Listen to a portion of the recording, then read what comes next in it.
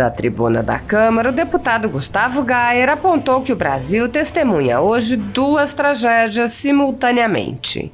O deputado listou uma série de absurdos que já se acumulam nos primeiros 100 dias do governo Lula e afirmou: tudo isso é fichinha perto da verdadeira tragédia. Estamos testemunhando o resultado de décadas de engenharia social através da ideologia dos nossos colegas da esquerda.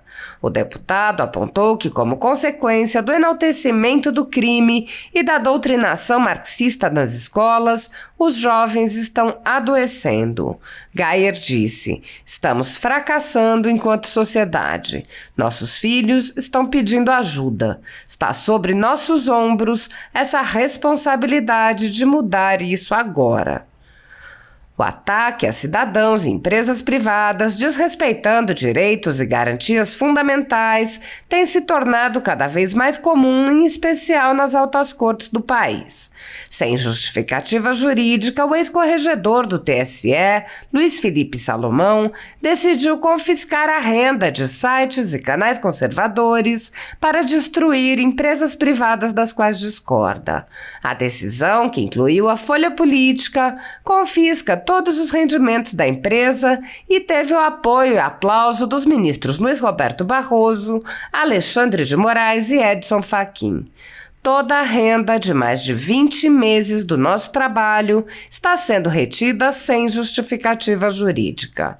Marcar pessoas e fechar empresas por motivações políticas são atitudes que já foram observadas na história, nunca em democracias. Na verdade, só foram observadas nas mais cruéis ditaduras.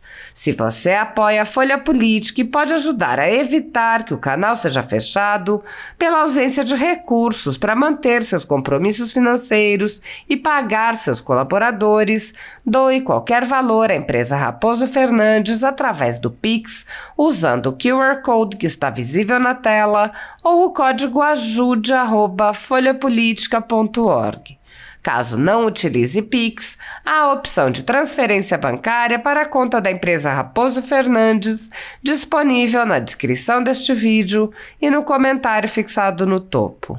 Há 10 anos, a Folha Política vem enfrentando a espiral do silêncio imposta pelo cartel midiático que quer controlar a informação. Pix ajude@folhapolitica.org. Assista. Obrigado, presidente. Boa tarde, queridos colegas. Hoje, dia 12, exatamente dia 12 de abril, 11, nós estamos completando 100 dias do governo Lula.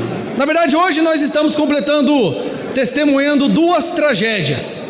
A primeira tragédia é justamente esses 100 dias desse governo, que nos seus primeiros 3 meses conseguiu assustar toda a população do Brasil e bater o recorde de escândalos no início de um governo do nosso país. Nós estamos falando no aumento do desemprego, aumento de invasões, na maior retirada da poupança da história, porque a população sabe que tem que deixar o dinheiro em casa, porque esse governo provavelmente vai roubar as suas economias. O segundo pior desempenho da Bolsa desde 1995. A Odebrecht voltando a fechar contratos com o governo de 1 bilhão para financiar obras em outros países, nesse caso uma ditadura. A queda de 8,12% do Ibovespa, o recorde em desmatamento, mais uma vez sobre a liderança da Marina Silva, o aumento da gasolina, o aumento da inadimplência do povo brasileiro que está cada vez perdendo seu poder aquisitivo, o pior trimestre das montadoras em 19 anos, a evidente, inequívoca ligação do PT com o PCC, o Brasil virando piada internacional depois que o Lula falou que ia dar um jeito na guerra da Rússia e da Ucrânia, sentando para tomar uma cervejinha e virando chacota diante do mundo inteiro, o rombo de 41 bilhões em fevereiro, a guerra contra o marco do saneamento, o aumento da picanha e da cerveja e o FMI falando que o Brasil vai crescer abaixo da média do mundo. Mas tudo isso que eu acabei de falar para vocês, queridos colegas, é fichinha perto da verdadeira tragédia que está acontecendo agora. Eu acho que Nós estamos testemunhando o resultado de décadas de engenharia social através da ideologia dos nossos colegas da esquerda, da ideologia progressista e socialista. Nós estamos testemunhando o ataque à estrutura familiar, aos nossos valores, aos nossos princípios, o enaltecimento do bandido, do criminoso, e como consequência dessas famílias quebradas, como consequência desses ataques à nossa fé, como consequência desse sequestro ideológico que acontece dentro das salas de aula, nós estamos vendo uma geração doente. Os nossos filhos, os nossos jovens, a razão que eu acredito pela qual nós estamos aqui hoje, que é entregar um mundo melhor aos nossos filhos, estão doentes. Nós estamos vendo essa sequência de nas escolas do nosso país. Os pais, pasmem, estão com medo de levar os seus filhos para a escola. Primeiro era o problema da doutrinação, e agora esse problema de tentativa dessa violência, desse bullying do qual os jovens já não têm mais a estrutura cognitiva para poder superar, estão sucumbindo ao fato, estão sucumbindo a um recurso da vida. Eu falei hoje com uma diretora de uma escola estadual, ela me disse: Gustavo, eu fui falar sobre o que está acontecendo com os alunos, e os alunos disseram assim: ah, professora, mas também, né, ele estava sofrendo bullying, ele estava lutando contra a opressão. Que ideologia enfiou isso na cabeça dos nossos filhos? Onde estão os pais das nossas crianças para oferecer a estabilidade de uma família, de um lar, de valores, de autocontrole? Para concluir, deputado. Do controle, do autocontrole. Nós estamos fracassando enquanto sociedade. Enquanto nós estamos falando de pautas superficiais, os nossos filhos estão pedindo ajuda. A nossa função é essa, meus amigos. Tem uma frase que diz: o maior teste de moralidade de uma nação é a forma que ela protege e cuida dos nossos filhos. Está sobre os nossos ombros essa responsabilidade de mudar isso agora. Muito obrigado, senhor presidente. Senhor presidente, é muito importante que haja o contraponto na política. É muito importante que haja o contraponto aqui nessa casa, porque o que nós temos ouvido, principalmente agora nesses dias que o governo está comemorando os 100 dias, aliás, eu não sei comemorando o quê, mas estão falando coisas aqui que não é verdade. É preciso que a gente faça realmente, trazer realmente os fatos, para que não fique essa versão colocada pelo governo. Veja bem, é importante a gente começar com a questão dos juros. No governo do primeiro mandato do presidente Lula, os juros eram bem maiores do que esse que está aí. E eu defendo juros baixos. Quem não se lembra do vice-presidente José de Alencar pedindo para que baixasse os juros? Implorava ao Lula para que baixasse o juro. O presidente do Banco Central era do Lula. Por que o Lula não baixou? Eu, por exemplo, peço encarecidamente que esse presidente do Banco Central peça demissão.